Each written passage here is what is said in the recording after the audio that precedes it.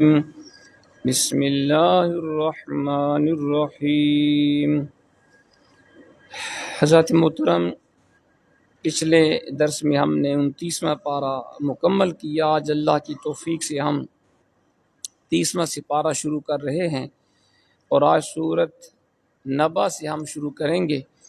اس سے پہلے کہ ہم باقاعدہ سورت کو شروع کریں، مناسب معلوم ہوتا ہے کہ سورت کا تعارف، انٹروڈکشن آپ کے سامنے پیش کیا جائے تاکہ آپ کے ذہن میں رہے کہ اس میں کس طرح کے مضامین اللہ کریم نے بیان فرمائے ہیں۔ تو آج ہم سورہ نبا کا تعارف پڑھیں گے۔ اس سورہ پاک کا نام النبا ہے جو دوسری آیت سے ماخوذ ہے۔ اس کے علاوہ اسے سورہ عما یتساءلون اور التساؤل بھی کہا جاتا ہے۔ یہ 2 رکوعوں 40 یا 41 آیتوں پر مشتمل ہے۔ اس کے کلمات کی تعداد 173 اور حروف کی تعداد 970 ہے۔ نزول باتفاق علماء یہ عہد نبوت کی ابتدا میں مکہ مکرمہ میں نازل ہوئی۔ مضامین: نبی پاک علیہ الصلوۃ والسلام کی ہر بات ویسے تو اہل مکہ کے لیے حیرت انگیز تھی۔ وہ لوگ حضور علیہ الصلوۃ والسلام کی باتیں سنتے اور حضور کے اعمال کا مشاہدہ کرتے تو ان پر عجیب قسم کی سراسیمگی طاری ہو جاتی۔ سب سے زیادہ جس چیز نے انہیں پریشان کر رکھا تھا وہ نبی پاک علیہ الصلوۃ والسلام کا یہ ارشاد تھا کہ اس جہان رنگ و بو کے بعد ایک اور جہان بھی ہے۔ اس چند روزہ زندگی کے بعد ایک ایسی زندگی بھی ہے جس کی انتہا نہیں۔ قیامت کے دن انہیں اور ان کے آباء و اجداد کو قبروں سے نکال کر رب کائنات کے سامنے پیش کیا جائے گا اور وہاں ان سے ان کے چھوٹے بڑے اعمال کا حساب لیا جائے گا۔ ان کی عقل جس کی دقیقہ سنجی پر انہیں بڑا گمانڈ تھا، اس بات کو تسلیم کرنے کے لیے ہرگز تیار نہ تھی۔ ہزاروں صدیوں کی پہنائیوں میں ان کی مشت غبار کے بکھرے ہوئے ذرے کون جمع کرے گا؟ پھر ان میں روح کیسے پھونکی جائے گی؟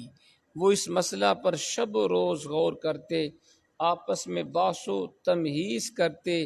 ان کی مجلسوں میں اس موضوع پر گرما گرم مذاکرے ہوتے، لیکن وہ کسی صورت میں وقوع قیامت کو ماننے کے لیے اپنے آپ کو تیار نہ پاتے۔ اس نہ ماننے میں ایک نفسیاتی جھجک بھی سد راہ بنی ہوئی تھی۔ اگر وہ وقوع قیامت کو تسلیم کرتے ہیں تو ان کی زندگی کا سارا نقشہ تلپٹ ہو کر رہ جاتا ہے۔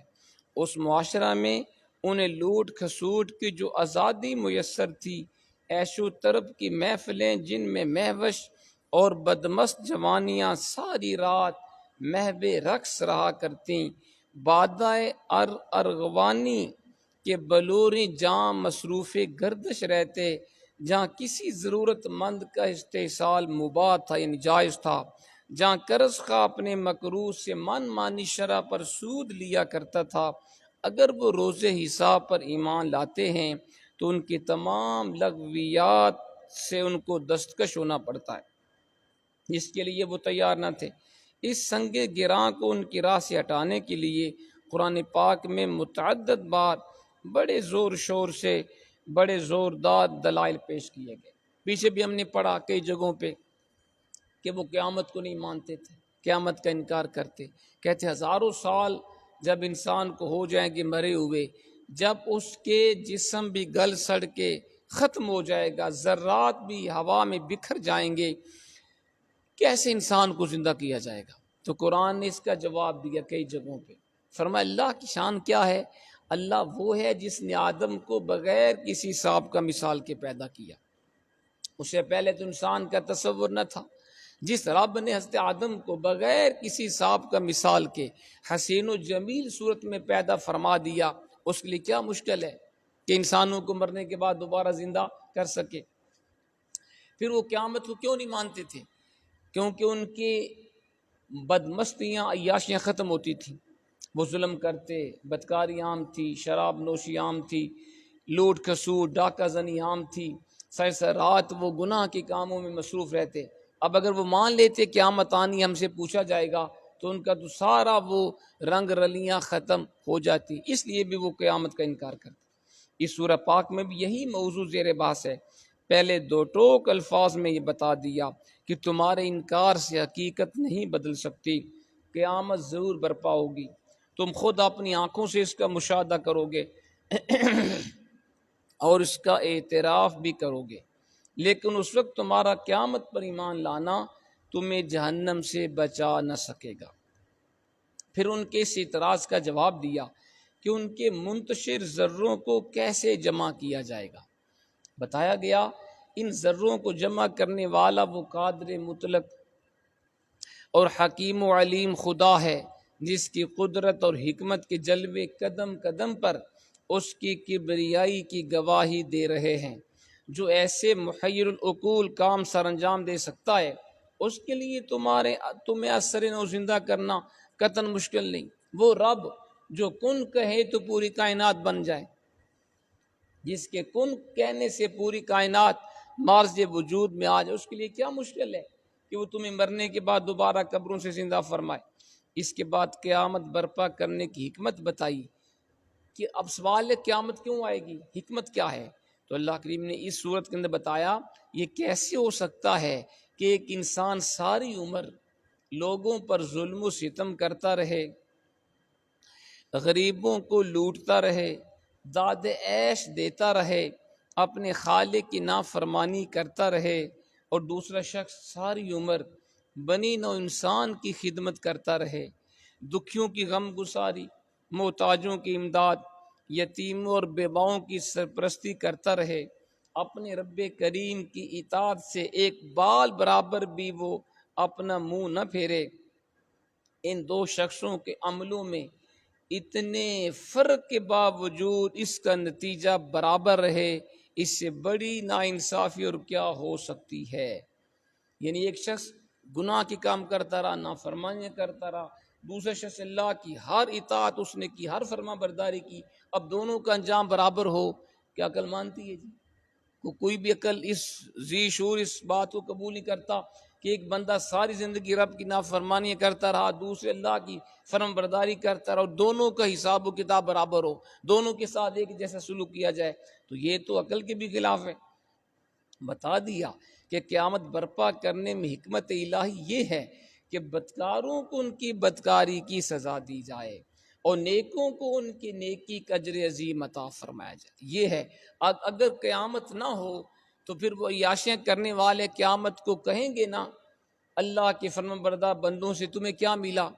تم نے روکی سوکھی کھائی، گناہوں سے بچے، تم نے لوگوں کے تانے سہے، تکلیفیں برداشت کی، نیکی کے کام کی، تمہیں کیا فائدہ ہوا؟ ہم اچھے نہیں رہے، دنیا میں بھی عیش کرتے رہے اور یہاں بھی جنت ہمارے نصیب میں لکھی گئی۔